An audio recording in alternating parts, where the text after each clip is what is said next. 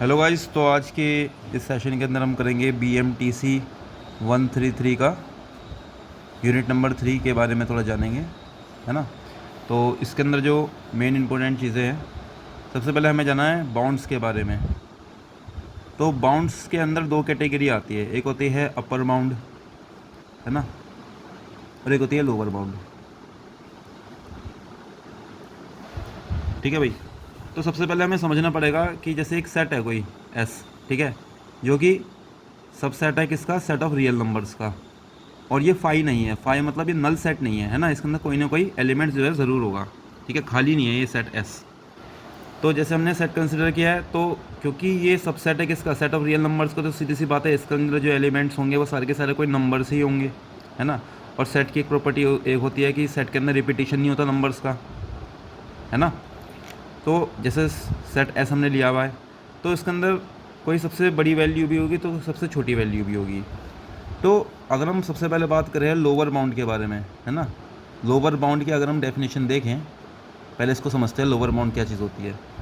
तो जैसे क्या है कि कोई नंबर है एल, जो कि, है ना, कोई हमने लेट एल कोई नंबर है, L is a real number, है ना, एल कोई रियल नंबर है, रियल नंबर में से कुछ भी है एल, ठीक है।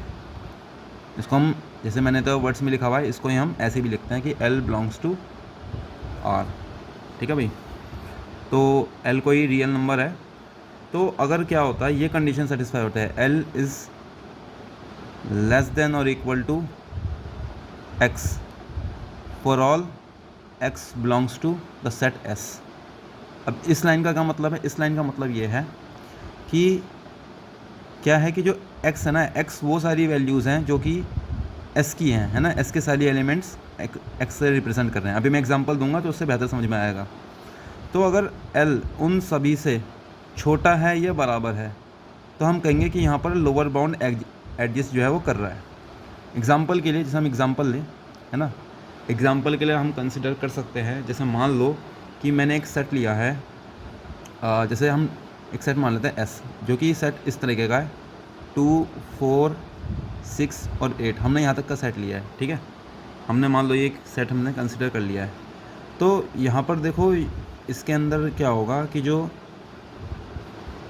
सबसे छोटी वैल्यू है वो यहाँ पर 2 है, और जो सबसे मैक्सिमम वैल्यू है वो यहाँ पर 8 है।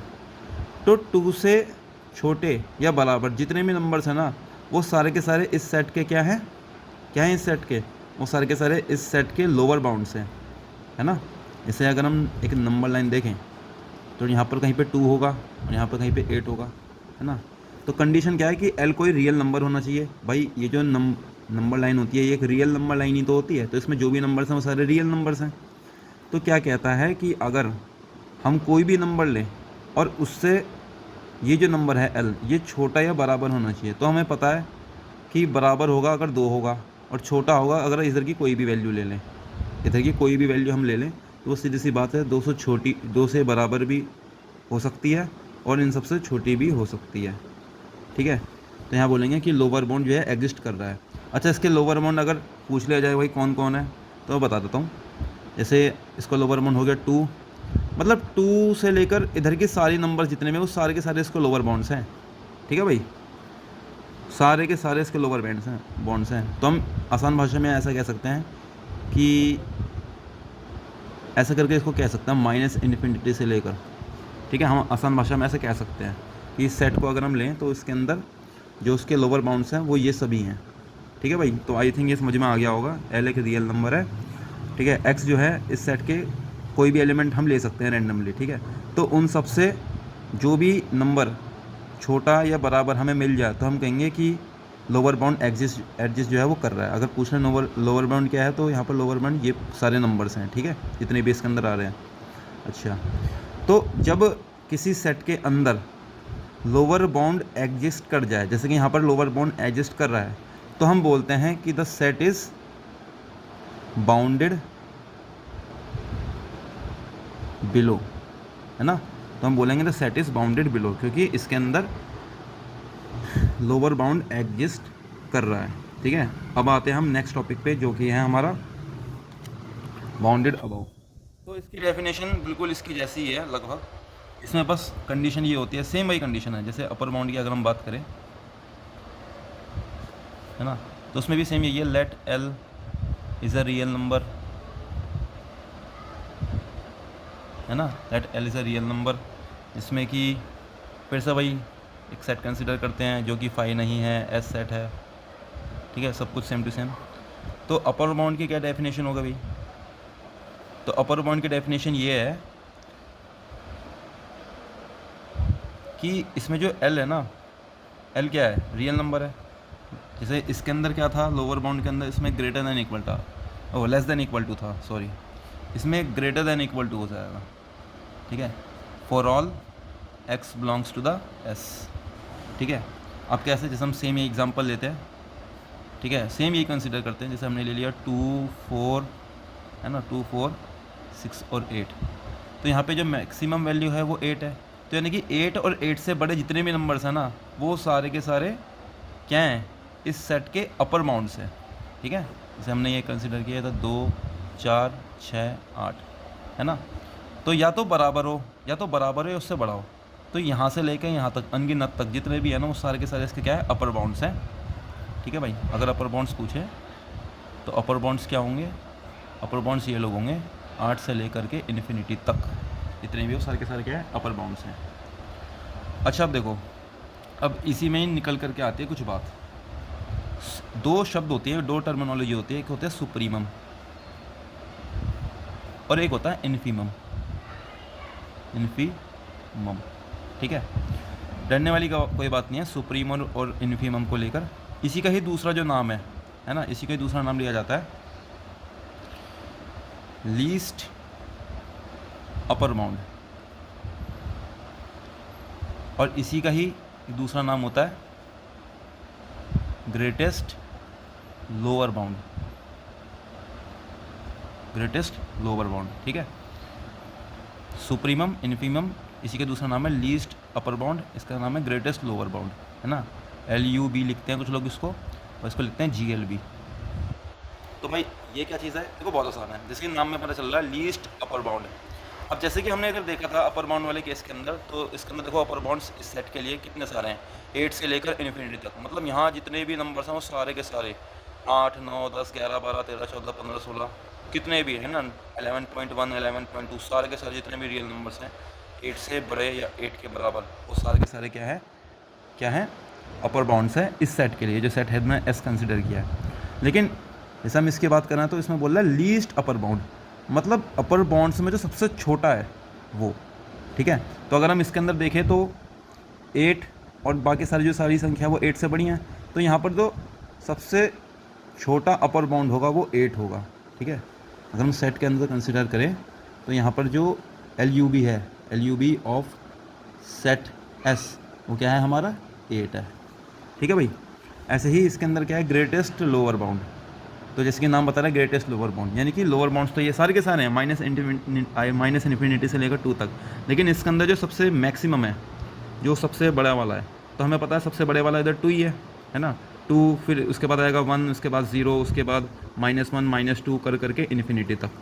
तो यहाँ पर अगर हम देखें कि GLB बोलो या इसको इन्फीमम बोलो, कुछ भी बोलो, ऑफ सेट जो S है वो क्या होगा, यहाँ पर होगा 2, ठीक है भाई। आइए वो कुछ और एग्जांपल्स देखते हैं। अच्छा एक चीज़ और बतानी थी लास्ट में, वो ये है कि अगर किसी सेट के अंदर अपर बाउंड एग्जिस्ट कर जाए तो हम बोलते हैं the set is bounded above, ठीक है भाई। जैसे इसके अंदर था सेट इज़ बाउंडेड बिलो, अगर लोअर बाउंड एग्जिस्ट करे, सिमिलरली अगर अपर बाउंड एग्जिस्ट करें तो उसको बोलेंगे कि सेट इज़ बाउंडेड अबव, ठीक है, सिंपल सी बात थी बिल्कुल। अच्छा एक बात और, अगर किसी सेट के अंदर दोनों ही चीज़ें एग्जिस्ट कर जाएं, हम आगे और एग्जांपल देखेंगे तो उसमें देखेंगे कि किसी में क्या होगा कि दोनों ही एग्जिस्ट नहीं करेंगे, किसी के अंदर अपर वाला एग्जिस्ट करेगा, लोअर वाला एग्जिस्ट नहीं करेगा, किसी के अंदर लोअर वाला एग्जिस्ट करेगा, अपर वाला एग्जिस्ट नहीं करेगा, है ना। तो अलग अलग केसेस होते हैं, लेकिन अगर दोनों है ना, if a set is bounded below as well as bounded above, अगर वो बाउंडेड बिलो भी है और बाउंडेड अबव भी है, देन वी कैन से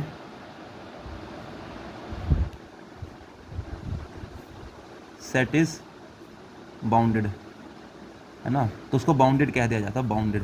तो बाउंडेड सेट तब कहते हैं किसी को जब उसमें अपर बाउंड भी, है ना, जब उसमें वो बाउंडेड बिलो भी हो, बाउंडेड अबव भी हो, या ये कह सकते हैं कि जिसके अंदर बाउंडेड अबव भी हो और बाउंडेड बिलो भी एडजस्ट करे, ठीक है। तो तब उस केस को बोलेंगे, ठीक है, जब कोई सेट दोनों हो, लोअर बाउंड भी उसमें एडजस्ट करे, अपर बाउंड भी एडजस्ट करे, है ना। या बोलो कि सेट अगर बाउंडेड बिलो भी हो और बाउंडेड अबव भी हो। तो चलिए आगे बढ़ते हैं एग्जाम्पल को लेकर। जैसे क्या है कि जैसे अपनी बुक है, तो बुक के अंदर एग्जाम्पल नंबर 7 है, एग्जाम्पल नंबर 7 है। क्या कहता है ये कहता है कि find infimum of set S, और सेट एस को डिफाइन जो है ऐसे किया गया है कि पी बाई क्यू की नंबर्स हैं इसके अंदर, ठीक है भाई। इसमें की जो पी की जो वैल्यू है वो ग्रेटर दैन इक्वल टू 10 है, ठीक है, और जो क्यू की वैल्यू है वो लेस दैन इक्वल टू 8 तक हमें लेनी है, ठीक है। Where P and Q belongs to set of natural numbers, ठीक है। तो देखो अब इसमें क्या क्या हो सकता है, वैसे हमें खुद ही सोच लेना है इसमें। पहले तो बात तो हमें समझना है कि क्वेश्चन में पूछ क्या रहा है, इन्फीमम पूछ रहा है। देखो इन्फीमम के बारे में हमने अभी पढ़ा है। इन्फीमम क्या होता है, ग्रेटेस्ट लोअर बाउंड।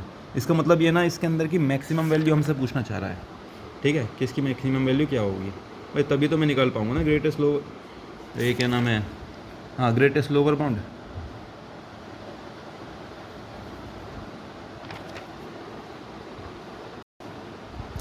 देखो इस किताब के अंदर ही जो हमारी BMTC 133 का जो इग्नू की किताबें हैं उसके अंदर ही एग्जाम्पल नंबर 7 है, तो इसको डिस्कस करते हैं। तो यहाँ पर इन्फीमम ऑफ एस पूछा है, ठीक है। हमने भी पढ़ा है कि इन्फीमम क्या होता है। इन्फीमम होता है greatest lower bound. Greatest lower bound मतलब कि यहाँ पर ये इसकी मिनिमम वैल्यू पूछना चाह रहा है, ठीक है, मतलब मिनिमम वैल्यू में जो सबसे बड़ा नंबर है, ये तो होता है ग्रेटेस्ट लोअर बाउंड, अभी तो बताया था।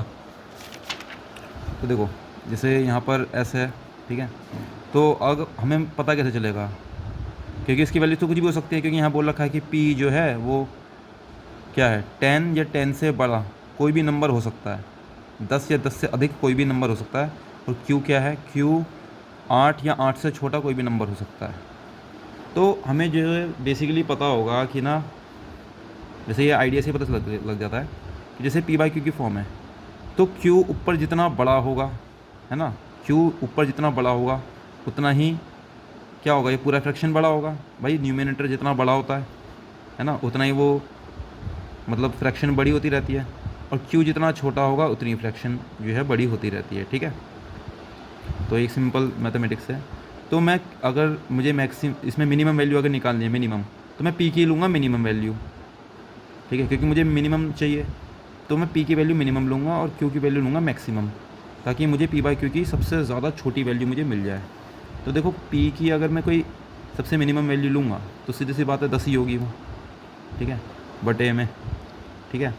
क्यू की मैक्सिमम वैल्यू लेनी है, क्योंकि पी जितना छोटा होगा या बड़ा होगा उतना ही फ्रैक्शन बड़ा छोटा होगा, लेकिन ये जो डिनोमिनेटर है क्यू, ये जितना मैं बड़ा लूँगा उतना ही फ्रैक्शन छोटा होगा, और जितना मैं छोटा लूँगा उतना ही फ्रैक्शन बड़ा होगा, और मुझे पी बाई क्यू पूरे की सबसे मिनिमम वैल्यू चाहिए, इसलिए मैंने ऐसा करके इसको लिया है, ठीक है।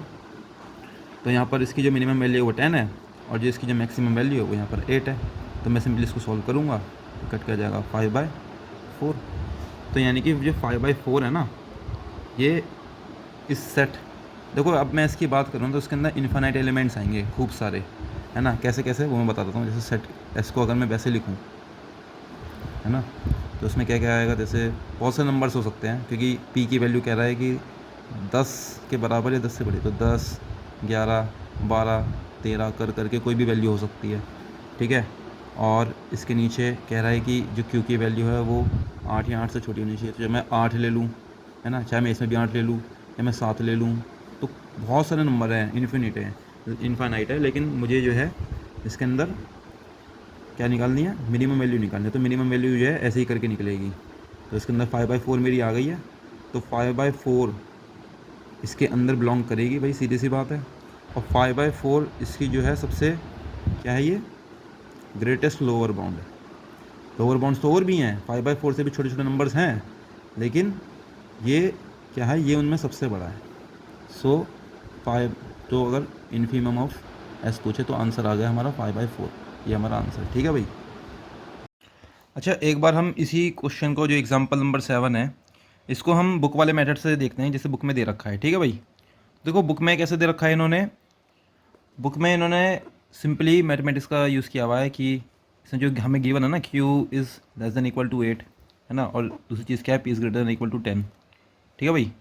तो इसमें इन्होंने क्या काम किया है, इसका रेसिप्रोकल कर दिया है, तो 1/q इज़ ग्रेटर देन, क्योंकि यहाँ क्या होता है, जैसे ही हम रेसिप्रोकल करते हैं ना तो साइन जो चेंज हो जाता है, बिल्कुल उसी प्रकार जैसे 2 इज़ लेस देन 4, लेकिन जो 1/2 है वो ग्रेटर देन होता है 1/4 के। ठीक है भाई। तो सिमिलरली यहाँ पे भी ऐसे ही होगा, और ये वाली लाइन तो ऐसे रहेगी। अच्छा, अब इन दोनों जो इक्वेशन हैं उसको आपस में मल्टीप्लाई कर देते हैं। ठीक है, तो हो जाएगा p/q, ठीक है, ग्रेटर देन इक्वल टू 10/8। ठीक है, और इसको हम कट करेंगे तो इसका मतलब p/q जो क्या जाएगा 5/4। अब हमें इसके अंदर इन्फीमम ही तो निकालना था, तो इन्फीमम क्या होता है भाई, इन्फीमम के लिए क्या कंडीशन है, ग्रेटेस्ट लोअर बाउंड है ना, यानी कि वो ग्रेटेस्ट लोअर बाउंड होना चाहिए। और ग्रेटेस्ट लोअर बाउंड के लिए क्या है, ग्रेटेस्ट लोअर बाउंड के लिए क्या है कि जो यहाँ पर जो नंबर है वो उसके एलिमेंट से छोटा इक्वल होना चाहिए। तो देखो यहाँ पर ये कंडीशन सेटिस्फाई हो रही है ना, p/q जो 5/4 है, मतलब ये है, इसका मतलब क्या है, इसका मतलब है कि जो p/q की जितने भी वैल्यूज़ हैं वो या तो 5/4 के बराबर है या उनसे बड़ी है। अब हमें चाहिए, क्या चाहिए भाई, हमें चाहिए इन्फीमम। और इन्फीमम क्या होता है, इन्फीमम होता है ग्रेटेस्ट लोअर बाउंड, है ना, सबसे छोटा। तो देखो भाई ये सारे के सारे बड़े हैं और ये बराबर यानी कि ग्रेटर, तो हम ऐसे कह सकते हैं जो p/q है उसकी जो मतलब लोअर बाउंड्स में जो सबसे मैक्सिमम वैल्यू होगी 5/4 ही तो होगी, है ना। तो इसलिए हम ऐसा कह सकते हैं कि जो इन्फीमम ऑफ s है वो है 5/4। ठीक है भाई, क्योंकि सीधी सी बात है p/q की जितनी भी वैल्यूज़ हैं वो सबके सब 5/4 या उससे बड़ी हैं, सबके सब 5/4 या उससे बड़ी हैं। ठीक है, और GL भी क्या होता है, ग्रेटेस्ट लोअर बाउंड, कि जो एक ऐसा लोअर बाउंड जो छोटे छोटे बाउंड्स में सबसे बड़ा हो, तो वो यही है। ठीक है, तो बस इतना ही रखना है आज की वीडियो में। Thanks for watching.